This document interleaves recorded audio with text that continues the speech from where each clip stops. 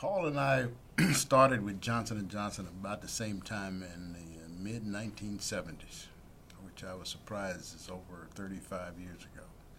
He was an engineering manager at a facility in Sherman, Texas, and I was the head of engineering design at headquarters. I met Paul for the first time in 2004 when the current audit committee chair was retiring. Paul decided to use an executive recruiting firm in his search for a new audit committee chair. He did this because he wanted to optimize diversity by broadening the search beyond DFB's existing network with the goal of finding a qualified person to fill the role, preferably a woman. I recognized immediately in my initial meeting with Paul that this was a company under unique leadership. He contacted me to interview me to join the DFB board of directors. He said that the board had really made a decision, the executive committee had made a decision that they wanted to diversify the board and have some different perspective. They wanted to have a female board member. But that he really liked me and that his partners liked me and they would expand the board if I wanted to join, which of course I immediately accepted. Paul was quite warm and welcoming to me as a potential candidate for the role. He spent several hours in our initial meeting focused on the things that were important to him. These included DFB's heritage, culture, business strategy, aspirations, and track record. Paul encouraged me to meet with the former audit committee chair and obtain independent feedback regarding the culture and financial acumen at DFB. From the very beginning, Paul was very upbeat, understanding, respectful. We both had shared values in terms of talent and contributions to the company. At DFB, we have a set of core values. And core values to some people are just words that you put on a piece of paper that you put in a file cabinet, but not true at DFB and all the DFB companies. We really live this. And I'll quote it, I have it here in front of me. We share different religions, social, and ethnic backgrounds. That's the initial words of our code of ethics. One of the things that strikes me with DFB is the recognition and inclusion of family and personal life into the organization. Many times when our board meetings are held in Fort Worth or San Antonio, our dinners have been hosted at team members' homes where spouses and significant others are included. This is an example of Paul's leadership, which fosters and builds relationships that extend beyond the boundaries of the work environment and that allows everyone to recognize, appreciate, and understand DFB and each other on a deeper level. Paul doesn't go around bragging about himself or telling people how great he is. He lets his actions speak for himself. And the actions are really what's important. It's not what people say, it's what they do. And Paul helps people.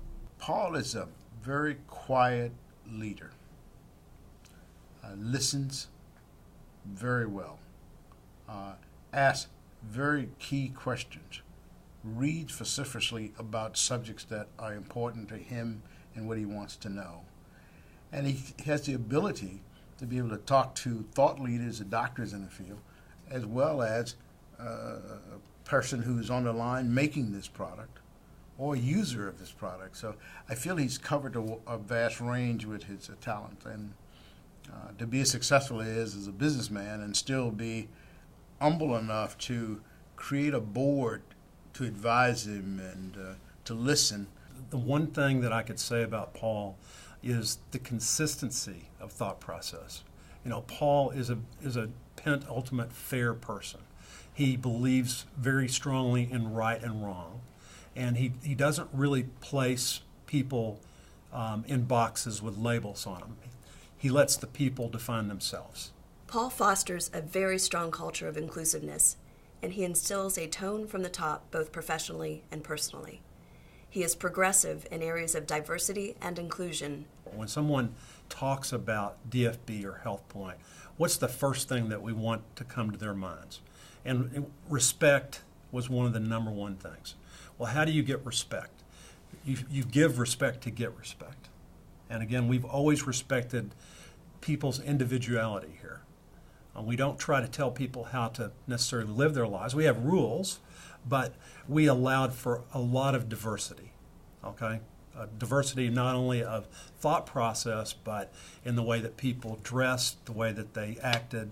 The one thing that we were intolerant about was intolerance. I would say Paul is deserving of this award based upon a long lifetime of commitment to being fair, non-judgmental of people, non-judgmental of ideas, accepting of all people within his organization and with his interaction with them. Paul, I'm honored to recognize and congratulate you as MCA's 63rd Annual Award recipient and your inclusion with the distinguished group of prior award honorees. You are truly deserving of this award, and I am very proud to serve as a board member of DFB and to have the privilege to be associated with you and to continue to learn from your example. Paul, I want to congratulate you on this great award from the Multicultural Alliance. I know in my heart there's no one more deserving, and I can't wait to see what your next act is.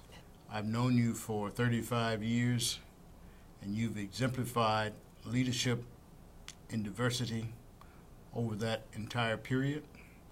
I've appreciated working with you as a colleague, on your board, and knowing you as a friend. Congratulations. Congratulations. Congratulations.